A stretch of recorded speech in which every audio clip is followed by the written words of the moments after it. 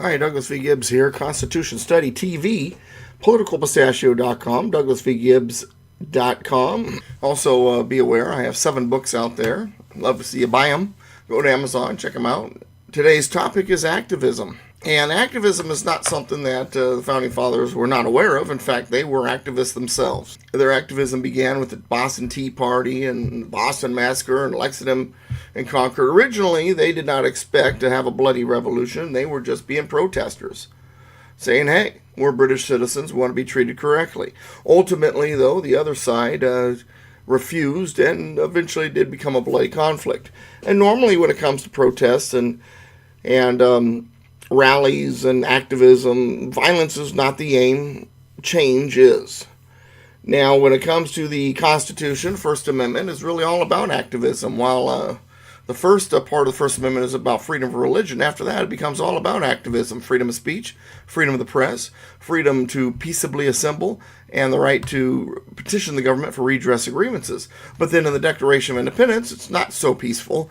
You have the right to alter or abolish your government, according to the Declaration of Independence, and that whenever the government acts in a manner that is not to your liking, you have the right and the obligation, the duty, to throw off such government. And different people are activists in different ways. Some may do things like Thomas Paine didn't write Common Sense. Haym Salomon, he actually funded the Revolutionary War once they started to run out of money and did so on his own credit. Frederick Douglass, Martin Luther King, Dred Scott, all of these people were activists in the movement for black rights. So activism can be in many forms. I know activists who they are email warriors. Others are out there speakers like I am, or they do YouTube videos, or they write articles, or they rally. And in Temecula, there's a rally the first Friday night every month, and people get together to rally, and that's their way of being activists. Some give money to the causes that they believe in, and some of them get out there and they go to all the city council meetings and all the school board meetings, so on and so forth. Everybody is an activist in a different way, but really, what is activism? Activism is a desire to change something. If it's not the way you want it changed. In many ways, community organizer Obama was an activist. He wanted to fundamentally change the United States at its very foundation. President Donald J. Trump is a kind of an activist in a different way. He's the president that the Tea Party had been calling for the 8 years prior. And so it was the Tea Party activism that really gave us a Donald J. Trump. So activism can change things, but sometimes the change is not good or it's good. I mean, give you an example. Back in 1912, when President Taft and President Roosevelt were battling each other, and President Taft was more in line with the Founding Fathers' definition of republicanism, a Republican form of government, which is checks and balances, bicameral Congress with 2 different houses, laissez-faire economic system, and so forth. And Teddy Roosevelt's version was more democracy, sort of like Andrew Jackson, that was less Republican, more democratic. Of course, democracy, according to the Founding Fathers, is a failed system, and in fact, John Adams indicated that there had never been a democracy that didn't commit suicide. Today, the activism seems to be the same fight there.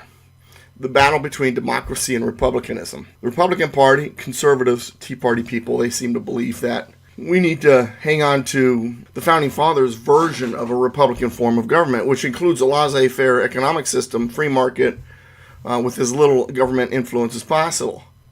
But on the other side, the activism is they want to change it to something that's more democratic. Get rid of the Electoral College.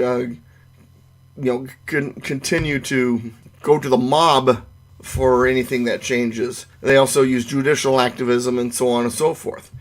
So really, it's that battle. And the Founding Fathers, when they wrote the Constitution, they understood that. It's the reason why they gave us that ability. Now, here's the thing about liberty. Liberty means that you have the ability to agree or disagree. So now I'm going to go back to something else that's going to kind of shock you. Activism is a part of freedom, even if you don't like it. I'll give an example. That Muslim congresswoman, Omar, who had made some quote-unquote anti-Semitic remarks. And Congress basically passed a resolution saying, hey, anti-Semitism won't be, is not acceptable, won't be tolerated. If we're in a free country, it has to be. They have to have a voice too.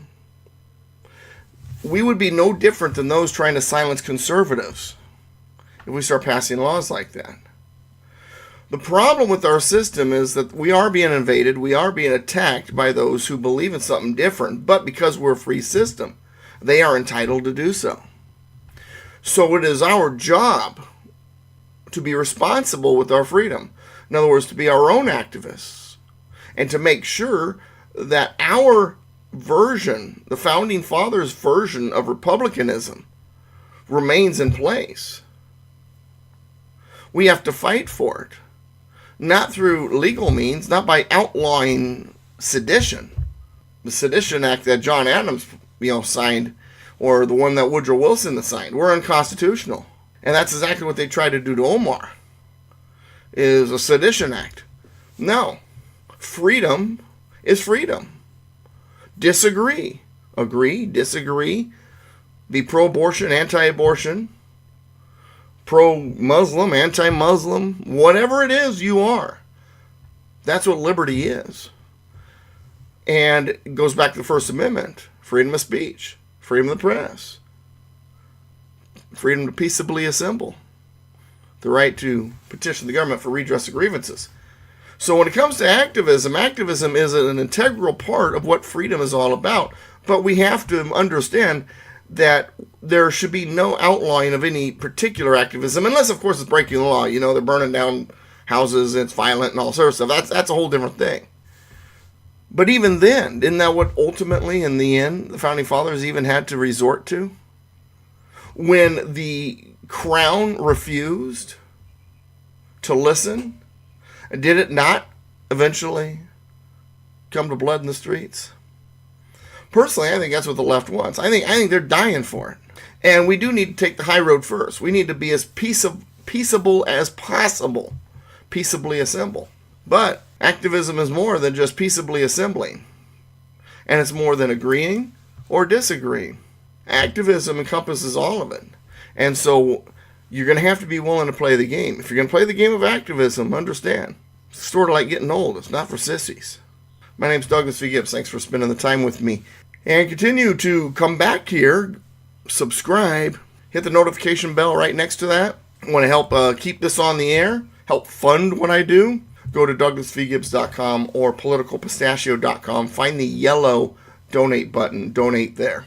As for me, I will be back with the next video soon. And as for you, stay safe, stay patriotic, and my friends, stay constitutional. We'll see you next time.